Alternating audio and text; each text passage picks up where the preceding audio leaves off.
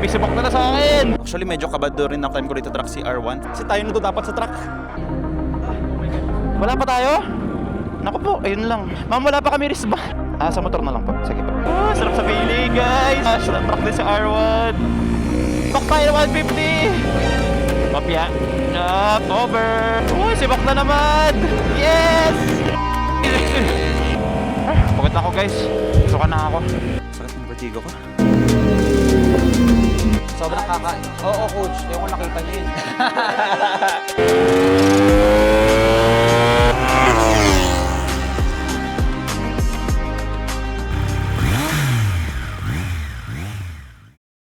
Hi guys! Motolon here and we are back with another vlog.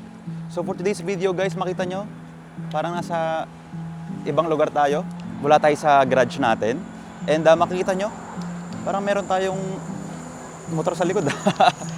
Kita nyo, iba yung damit ko. Ngayon ay naka-inner suit tayo dahil tayo po ay magta-truck sa CIS. So first time natin ita-truck si R1 guys. And actually first time natin siya nalagay sa motorcycle carrier. So kung makikita nyo guys, ito yung setup ng motorcycle carrier natin. Meron dito yung mga straps natin. Tapos, ayan, nakalagay siya sa lower triple clamp. So ayan si R1, okay naman siya. And then may plate number tayo dito ng motorcycle carrier nalagay natin kasi nakatakip yung plate number ng Hilux natin. Tapos yung isa is sa swing arm. So yung sa swing arm guys, nilagyan ko lang ng microfiber para hindi lang mag-scratch yung carbon fiber natin. So kabilaan yan guys. So ayun guys, first time natin magta-truck gamit ang ating Yamaha R1.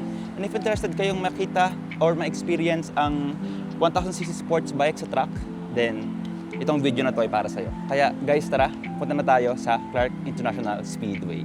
Tara, let's go!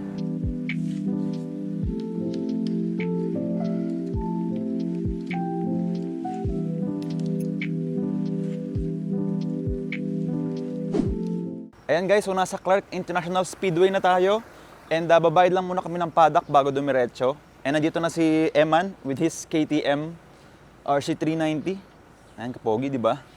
So ayan, bayad lang muna tayo ng paddock dyan kasi may sarili tayong private paddock na need natin bayaran. Ayan pala guys, nakasarado pa kasi yung office nila pero mukhang mamaya na lang daw magbabayad. Kasi wala pang tao sa office eh. Tara, punta na muna tayo sa paddock natin. Ayun guys, hindi natin na-videohan pero nababa na natin yung motor sa motorcycle carrier. And ito na, si R1.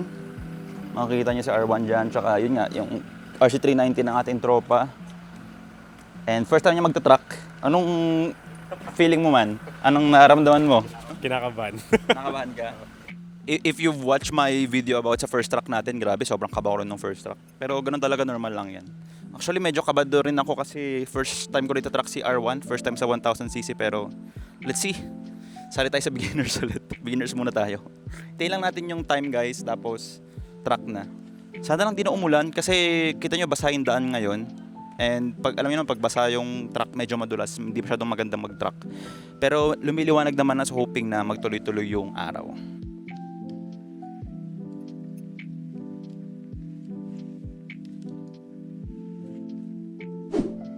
So ayan guys, nalipat na natin yung gamit natin sa paddock. So atin yung B19 paddock. And ayun si R1. So hindi pa siya actually na-scrutineering. Mamaya lalagyan pa nila ng tape yung mga headlights. Tsaka yung tail light. Pero yung mirror syempre nakatanggal na, naka-track ready na yan.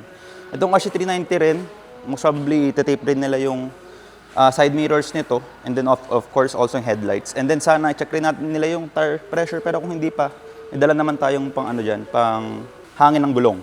So ayun guys, pala solo na itong half paddock na to. So nag-rent kami ng half paddock kasi wala lang, para may konting privacy lang. Pero ito yung paddock ng motocamp. So kita nyo, tabi lang kami ng motocamp na paddock. So may coaching tayo. Ang kinuha natin session is with coaching pero nakatabi lang din tayo kaya pwede tayong bumalik-balik sa paddock ng isa't isa.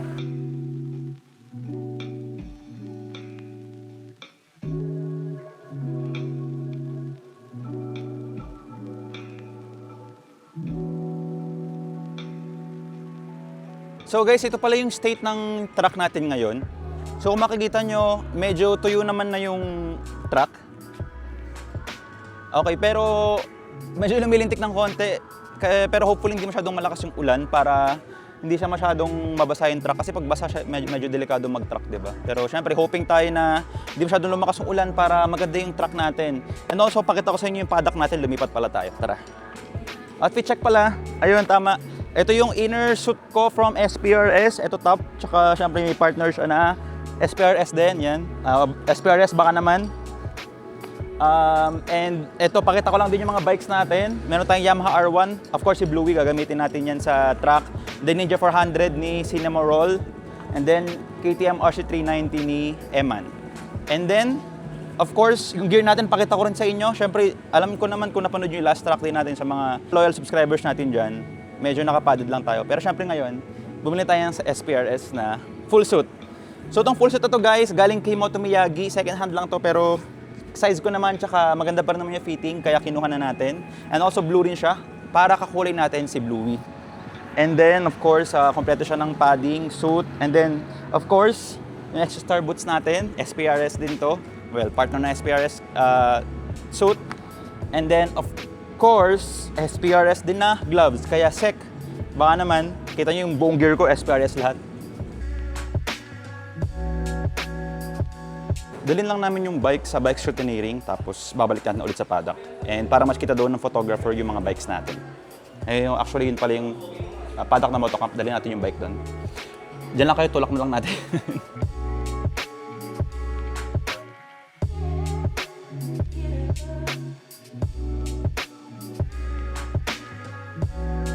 Guys, gear up na daw. Kaso naihipa ako. Mag-gear up na. Pero naihi muna ako, ihi muna tayo.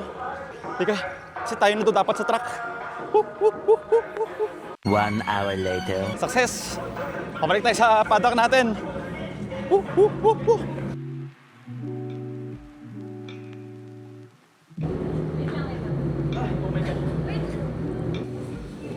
Grabe init. Init. Ayan, so tara na guys. Medyo napabilis bigla. Nagmamadali yung mga tao. Ayan, naka full gear tayo for the first time in forever. Coach, okay na? Hindi ka nakakonect na eh. Yung tire pressure yata. Kuya? Okay na po yung tire pressure ng kulay blue? Opo. Pa-check kuya, baka masemplang. So chill lang muna tayo sa first lap natin kasi syempre di natin alam yung condition ng road eh, or yung condition ng truck eh. Tulungan ko na kay bossing, atras ko. First time natin magta-truck ng nakasuit. Ay Diyos ko, ang init pala ng truck ng suit. Sunod na kayo. Nandun na yung motocamp. Matigas bossing no. Buti pina-check ko sa inyo, delikado yan eh. Ilan ba dapat sa likod boss? 24 lang. Boss, thank you po, thank you. Okay, tara. Oh my god. So first time kong gagamit ng R1 natin na naka full suit tayo. So chill muna tayo. Okay.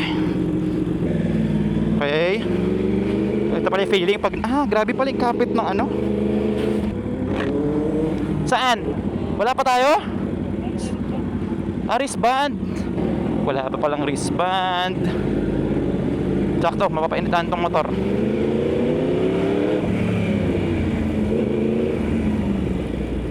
Sir, wristband daw, wala pa. Sa entrance ba? Hindi kila Miss Che. Naku po, ayun lang. Ma'am, wala pa kami wristband. Sa entrance po. Sige. Ayun lang. Tara, bilisan na lang. Titingin na sila dun. Dito po tayo sa likod.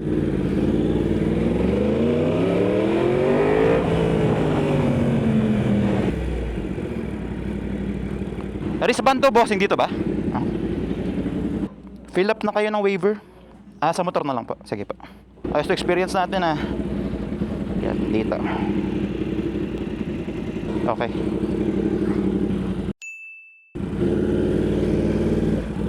Before umulan, tara. Una tayo dun sa kanila. Tara.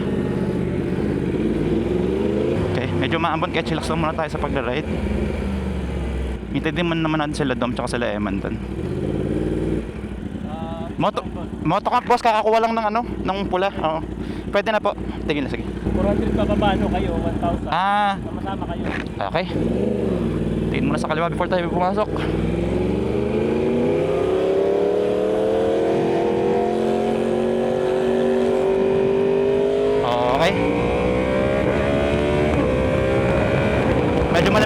tires natin guys. So chill lang tayo dito.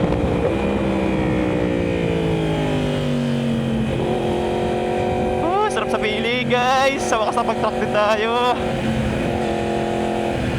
Uy, lalim. Sa wakas, na-truck din sa R1. Medyo madulas sa spare tires guys. So kalma-kalma lang tayo kahit medyo kabisado natin truck.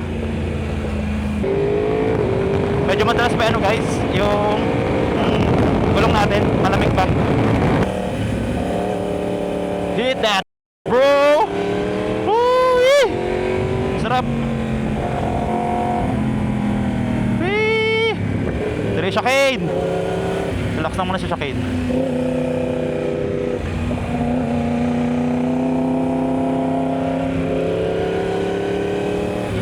Hit this. Full circle. Hit this again. Okay.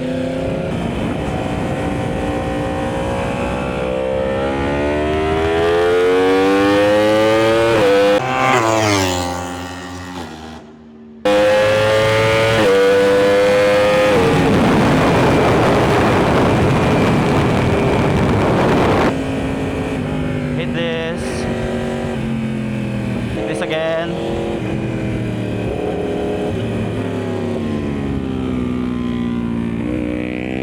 Sinibak! Sibak tayo ng 150!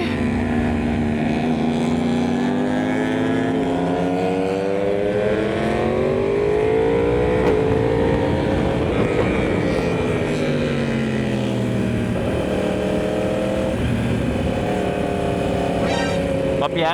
Up, over! Hi!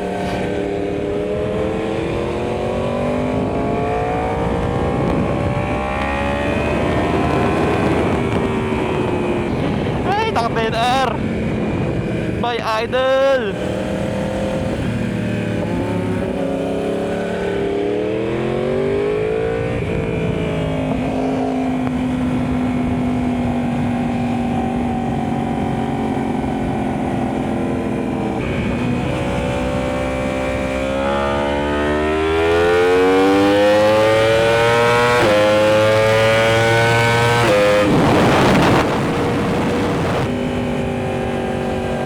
Uy, sibak na naman! Hey!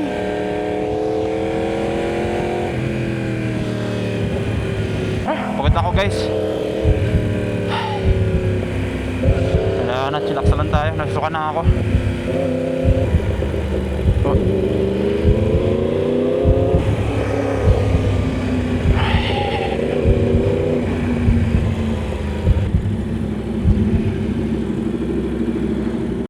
Nahilo ako. Tapos na kayo? Punta ako. Ayan guys, balik na tayo ulit sa paddock natin and tapos na ang... Actually may isang session pa ng ngayong umaga kaso guys, hilang-hilo talaga ako. Hindi ko alam bakit. Baka kasi dahil ang aga kong gugising, kulang sa tulog. Or baka, ewan ko, hindi ko na alam guys, pero parang binevertigo ako. Pero susulitin pa rin natin after natin mag-lunch. Kakain na tayo ng lunch ngayon. Ayan si R1 pa din sa loob. So, ayan yung isa natin mga kasama si Eman. Magkakain muna tayo ngayon sa CIS. Tara guys, sama kayo, kain tayo. Ito pala yung state ng paddock namin ngayon. Ayan sa R1. So, ito yung shoot natin. Ito nakalagay. Ito yung snack for today, lunch.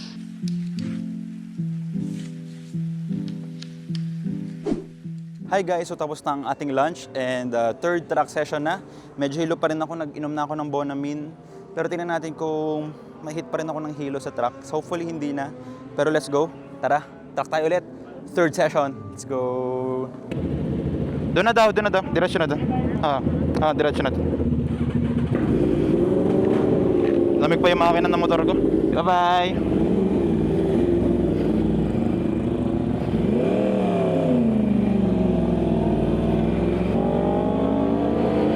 Medyo basahin daan guys ha. Doble ingat kayo sa pag-banking ha. First lap, kalmado lang. Hindi naman. Safe.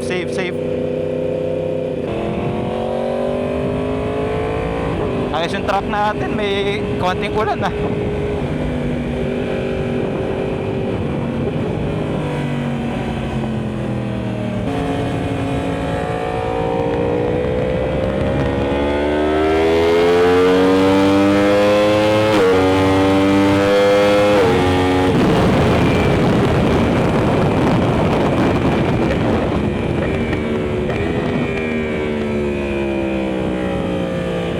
Ang layo na nila.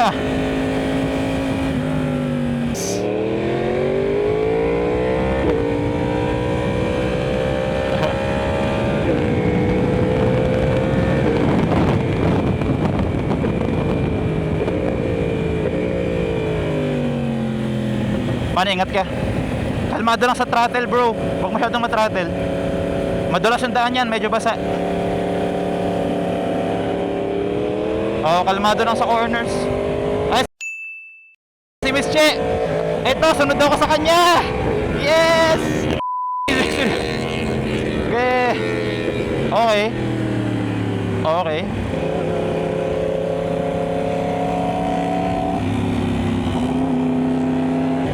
Tuturuan ako ni Miss Che dito.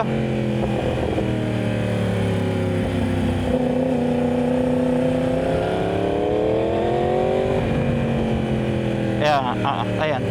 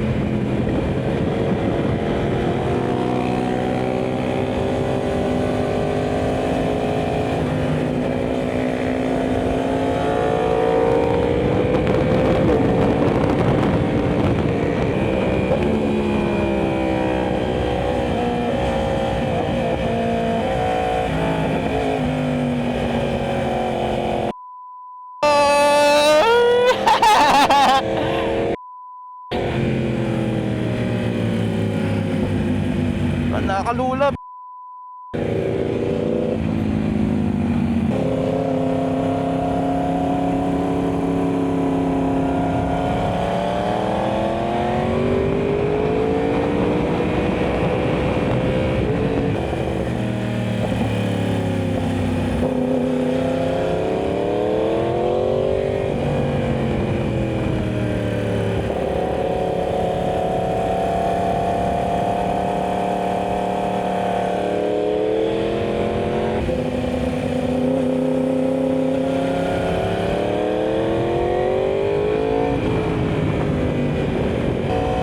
Grabe hingal ko. Kaya pa, kaya pa.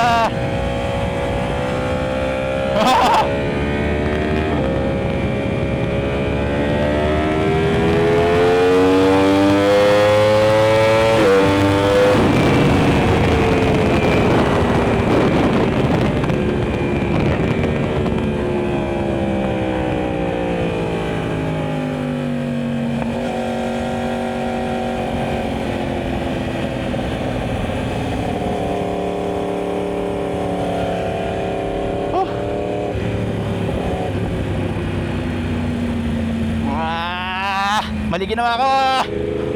Naka third gear ako.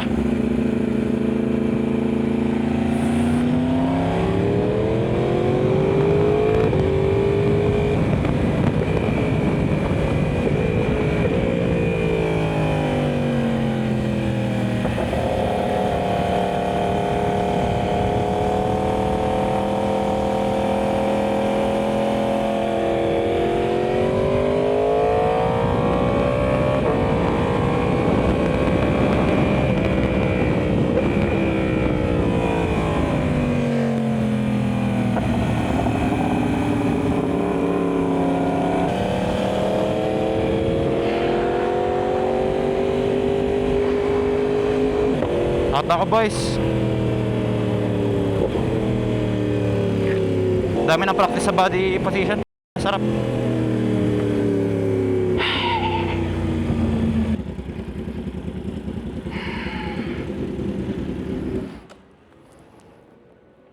Nice lap, guys. Dami natutunan sa body position. Shot. Tapos nahilo na ako. Higa mo na ulit. Grabe yung pagod, tsaka yung vertigo. Sakit ng vertigo ko. Hindi ko na na-record yung sabi ni Miss Che sa atin, pero maganda doon yung body position natin. Yung sa dulong part ng corner, sure tayong nag-i-inside, dapat outside na yun. Lead lang na mas wide. Hi guys, so it's already 4 p.m. and this is the last session for me kasi syempre medyo natakatay ng vertigo pero tara, last session and tinan natin. Manunod daw yung motocamp coaches sa taas and let's see kung na-improve ba ang skills natin. Tara, let's go. Ha? Naka-video na. Kanina naka-picture eh. Yan, naka-open ka na. Hello. Last session for me. Tara.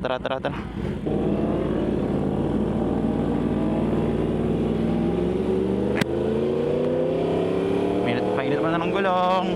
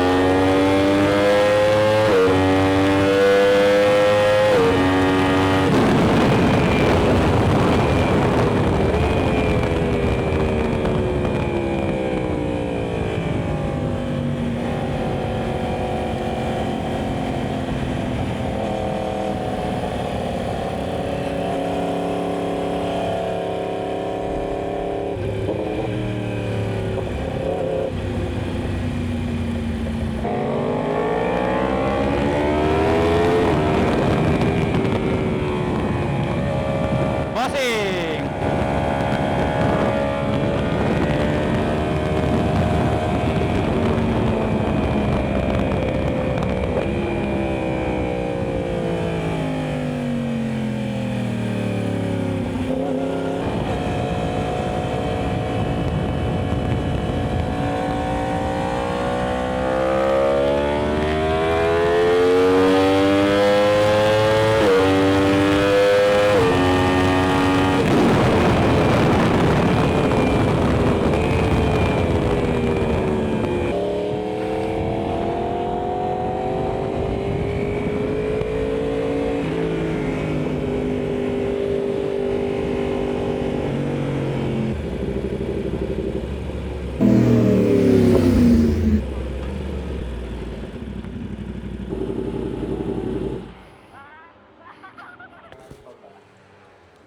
Kanina coach, sobrang inside ako, parang medyo naalanganin na ako, binalik ko ng konti eh.